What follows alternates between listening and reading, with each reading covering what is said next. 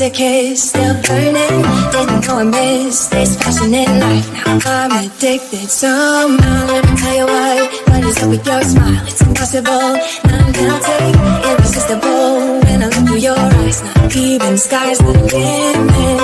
I used to be satisfied, stayed over the surface. Now I just can't get enough. You make me feel good like no other. I just want everyone to see what I've discovered. And when I'm with you, I go higher. You lift me up, now I can see so much further. You're the horizon. You're the horizon.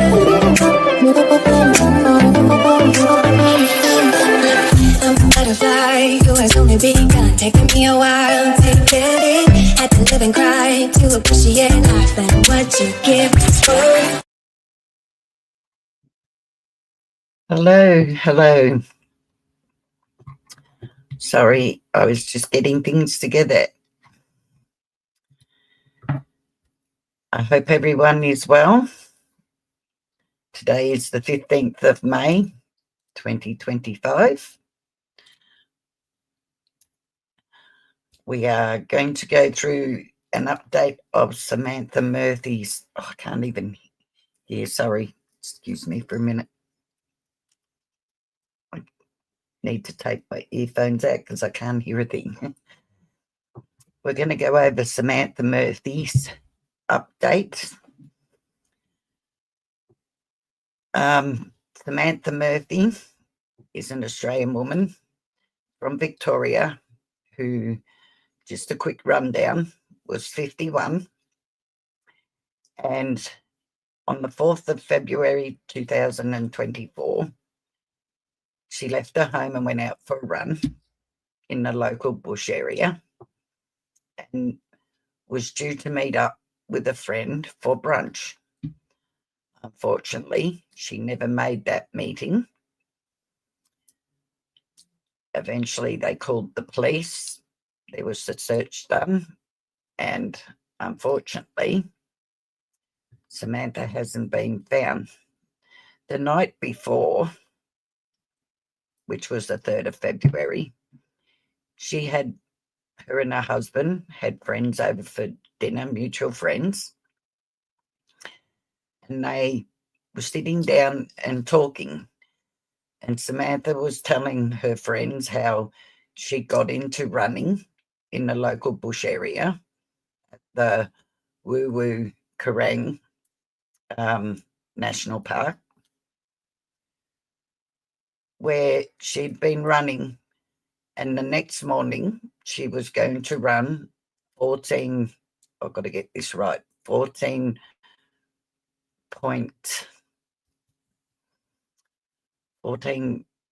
kilometres, 8.7 miles. So she was very proud of herself and good on her. She was going to do a voluntary run or a run for, I can't remember what the run was for, unfortunately. But like I said, she was very proud of herself.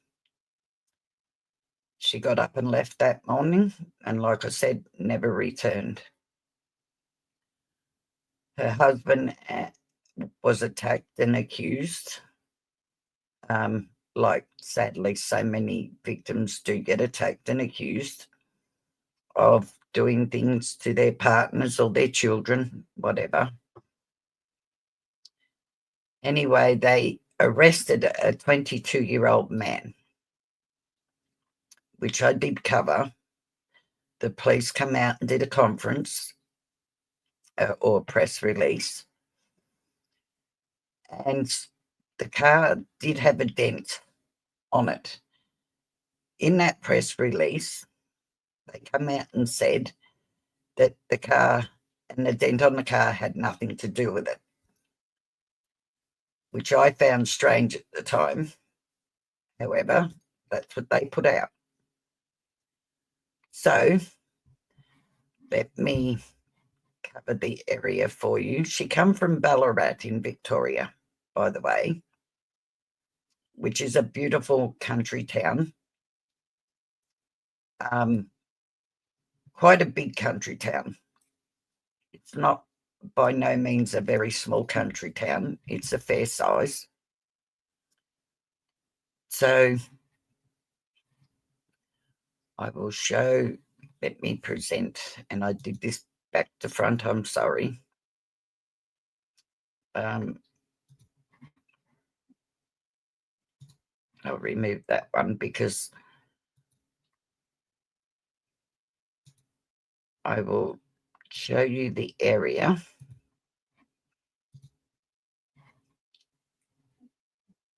I do apologise. I put the wrong thing up. Start off with. So I might just make this full screen so you can see it properly. Now, this is the area, this bushland here, which is also called the Canadian Plantation. This is where she went for her run in this bushland. Now, Samantha didn't live far from here, from where she went for a run. In fact, her street ran into this area. But she went through the run through this area here.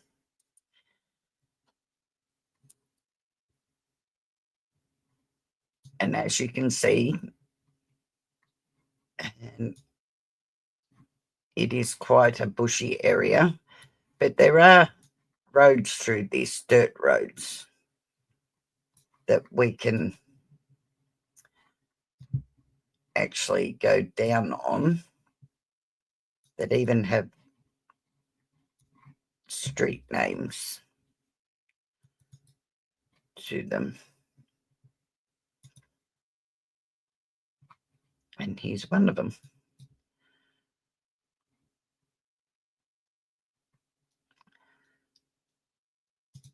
And now in amongst all this bush area, there is also mines, very deep mines, shafts and whatnot. Now, what I believed happened, the 22-year-old that has been charged was out drinking the night before and also using substances. And at a guess, I would say he come through this area in his car that morning to, I would say, to avoid getting picked up by police. I would say he goes through this area quite a lot, which would be classed as back roads, to avoid the main roads where the police are likely to sit and he's likely to get picked up. What I believed happened was he was probably going along here and he's hit her. And I don't know whether she passed away there when he hit her or maybe after, but he's done something with her body, unfortunately. And when he was picked up, he hasn't spoken to the police. Now, like I said, as you can see, this is quite a big area, very thick, and there has been a lot of searches through this area. Unfortunately, they still haven't found Samantha. But they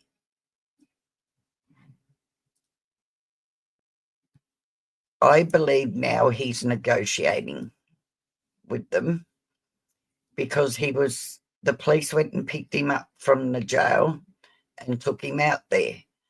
Prior to all that, like I said, he hasn't spoken to police.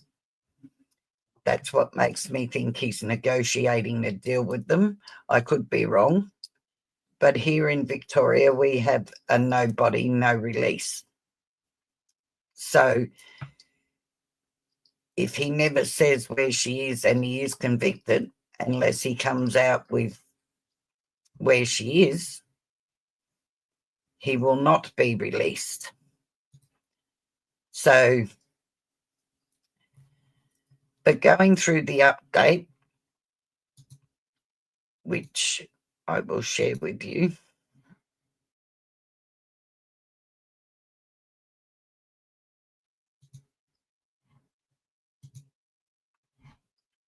because this is what I found and what makes me think that he hit her.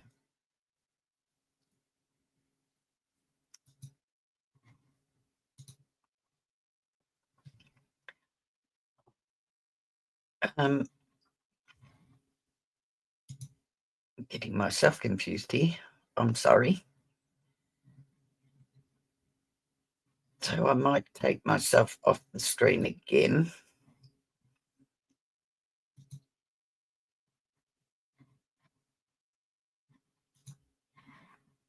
And we'll play this. Man accused of murdering Ballarat mother Samantha Murphy to the site of her last known location. Patrick Oren Stevenson is to be escorted to the area for a second time under heavy police guard as investigators work to find Murphy's body.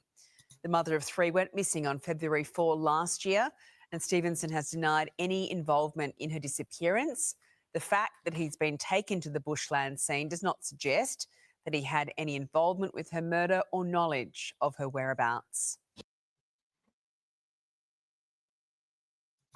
Police have taken the man accused of murdering. Now, in this update, it says Samantha Murphy, major update in search for body as accused murderer Patrick Stevenson pulled from prison. The 51-year-old mum was last seen leaving her home. A small Victorian town is in mourning tonight. Oh, sorry.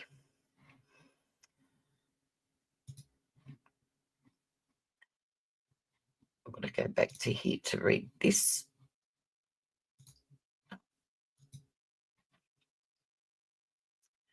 The 51-year-old mum was last seen leaving her home for a run in February last year. That would be February the 4th. The man charged with the murder of Samantha Murphy has reportedly been pulled from prison and taken to Ballarat bushland, where Victoria Police believe her body may be. Patrick Oren Stevenson, 23 now, who has pleaded not guilty to the 51-year-old mother's murder, was previously escorted to the search site from jail last year. He is under heavy police guard, Sunrise reports. Murphy was last seen leaving her home for a 14-kilometre run along a route she frequented in the Canadian State Forest on February the 4th last year.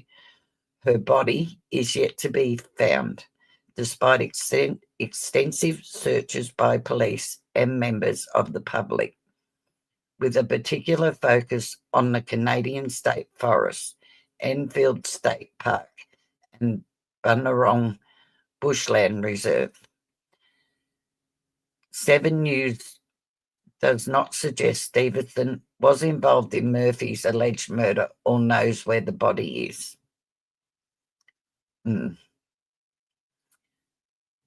They do have, and have, when they went to court last year, they asked for an extension because they said they had an unprecedented amount of video footage that has never been presented in any case here in Australia, and they needed time to gather it all and go through it all, etc., etc. So they must have some good footage. Top criminologist Samantha Murphy joined Nat Barr and Matt Shiverton on Sunrise on Tuesday and said that Stevenson may have simply been taken to confirm claims he might have made to police, such as where he was the day Murphy went missing. It is certainly not abnormal, but I'm not surprised by this development, Mallet said. They are trying to talk to him to get as much information to help them with the investigation as possible. The search for Murphy, Samantha, located her credit cards, license and iPhone in a teal-coloured case in mud at the bottom of a dam in the Bunurong, not far from her home in June last year. The phone was in near perfect working condition, and it was hoped location data of the Ballarat's mum's final movements and the possible location of her body would be revealed. Detectives then zeroed in on nearby bushland south of Bunurong, 2 kilometres from the dam. Victorian Police said on Tuesday it is not making any comments on the ongoing investigation as the matter is before the courts. A trial is expected later this year, August, they were saying. Prosecutor Raymond Gibson, KC, said during the court date for Stevenson in February this year, the police members and a DNA expert were among their list of 8 proposed witnesses. He said, now this is the thing that gets me, he said a road crash reconstructionist expert, Robert Hay, a digital data expert and phone data specialist, Matthew Sorrell, would be among them. That's what's got me, is the road crash reconstructionist. For them to have them as a witness. Hello, Tricia, darling. How are you? Lovely to see you. Thank you for being here. I appreciate it, love. I'll go back to reading this. So, yeah, that the fact that he had a dent in the front of the car, and that was the one thing that was reported about him, and now they're having this road crash reconstructionist expert that's going to be a witness, kind of tells me that they believe that he's gone through the dirt road along that bushland and he's struck her with the car.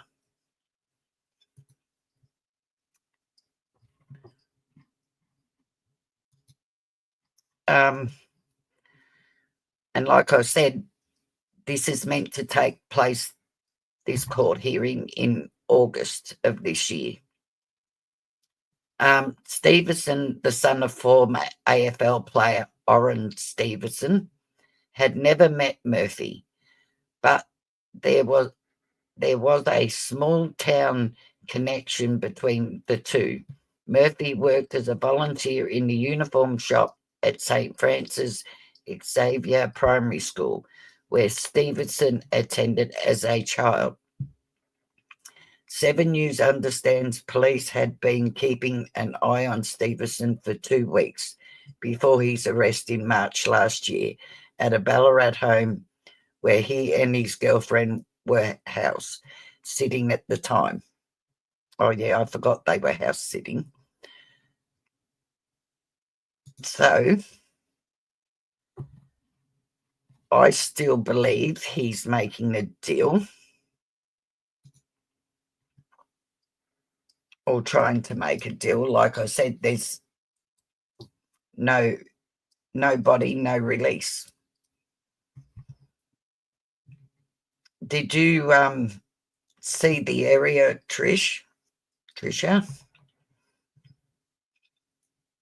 with the Google Maps, love?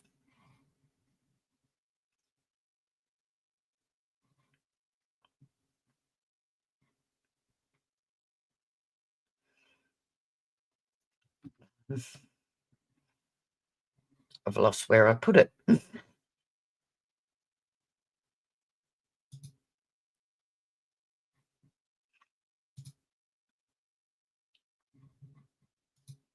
Okay.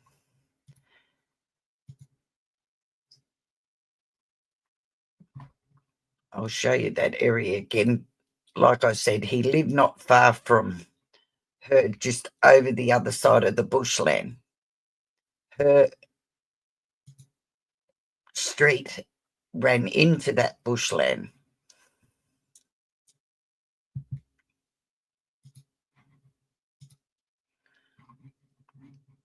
So this is one of the roads that runs through this bushland. As you can see, like I said, it is a very, very dense area. And there is mine shafts in this area.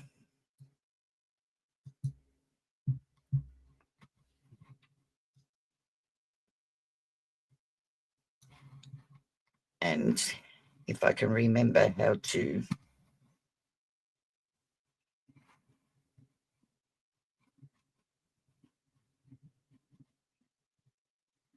find my mouse first, I've gone the wrong way.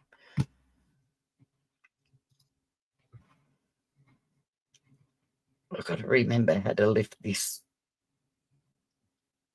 Get back up. No, that's not how you do it.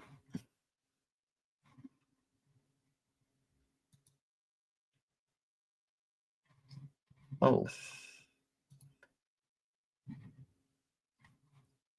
Okay, there you go. So this was the area she was running in, all through here. And she made it 7 kilometres in, according to, I'm pretty sure that was according to her watch that they traced. And if I just scroll back out just a little bit further, because I've marked all this. Okay, so this is Samantha Street here. I'm not going to point out her home. I don't want her family harassed anymore. But this is her street. And as you can see, she only had to go into the end of her street and run through here. This is where she did her running and walking. And he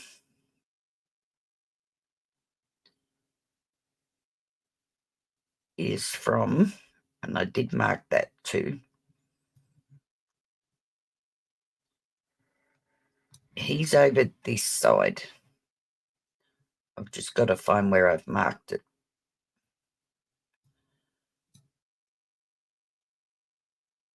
Or maybe I didn't mark it. But he's from this side. She's over this side. He's from this side, from Scottsdale.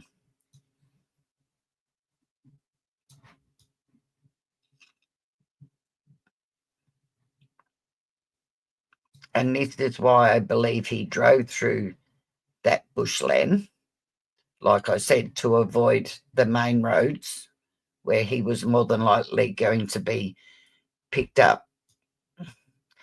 this is where he lived,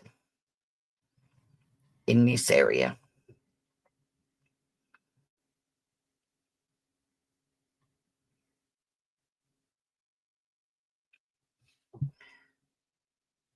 And this is where they found, I believe, the phone was found, which I haven't put in here because I'm not exactly sure. But I believe it was found on this side.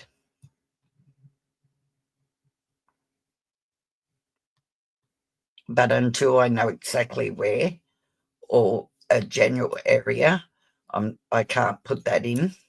I'm not going to put out false information. But I think from the start, as everybody pointed out, that he's because when his car was reported, they reported the dent in the car, which makes me think that somebody noticed that he didn't have a dent prior and then put two and two together. I could be wrong, but that's what I think happened. And that's why I think the crash reconstructionist is going to be there as a witness. And I will share this with you.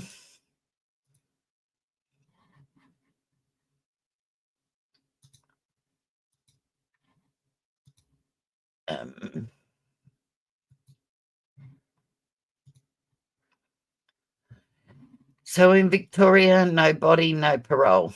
Laws mean that individuals convicted of homicide where the victim's remains have not been located are generally ineligible for parole unless they cooperate in locating the remains.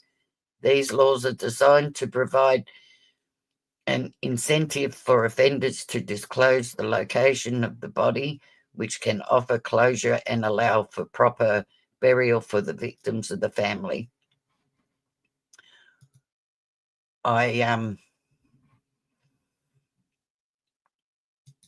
It's not closure for them. Sadly, it's never closure for them. But they do deserve to be returned to their loved ones and have a proper burial.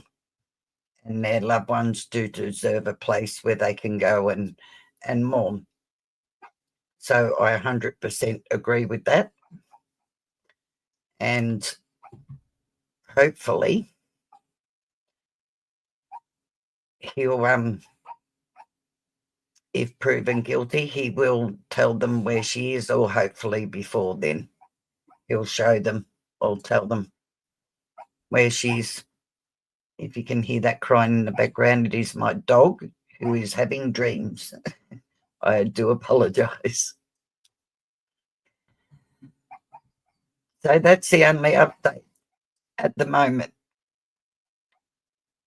I would love to go to this case and see it, and I'm going to try. Like I said they had an unprecedented amount of evidence, of video evidence. So it'd be interesting to go and sit through this case and see what evidence they do have. I am very invested in this case. This case has really got to me. I feel for her family. I feel for her loved ones. It's sad that the husband was accused. It's sad that her children had to hear that and the comments that were made on the internet and everything else.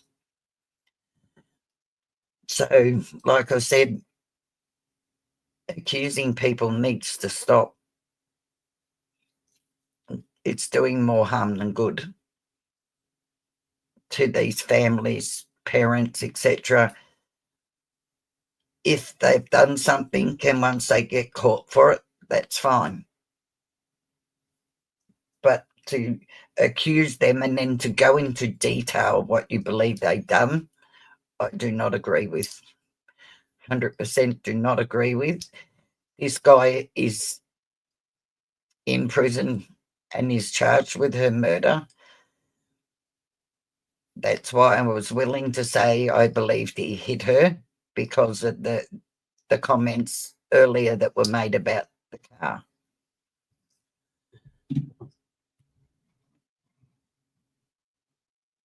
I just hope it stops. I don't think it's going to, after hearing somebody else today. I mean, it definitely all needs to stop.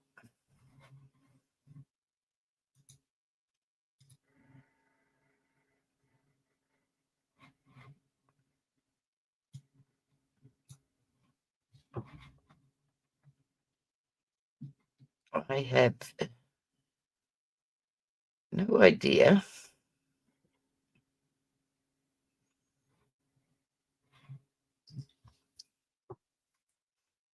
So who is still in here with me?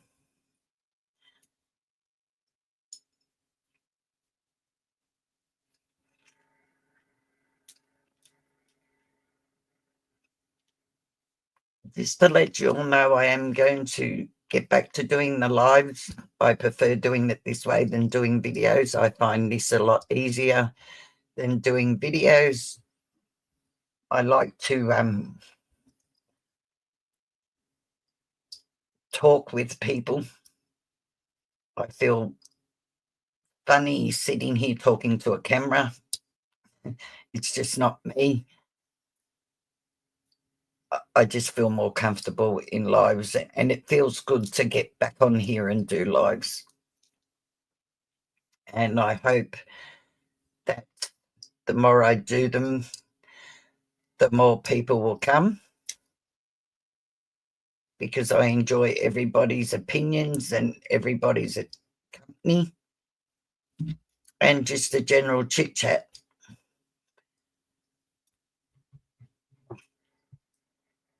But seeing how I don't know where to go from here now that I've caught up on all that, because there's really not any more information than that.